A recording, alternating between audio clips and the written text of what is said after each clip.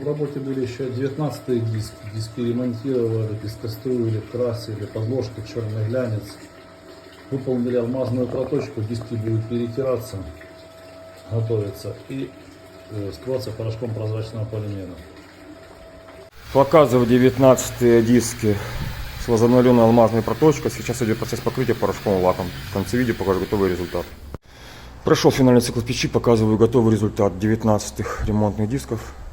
В основном цвете черный американский глянец с алмазной проточкой. Вот такой результат. Все получилось хорошо. Подписываемся на наш канал.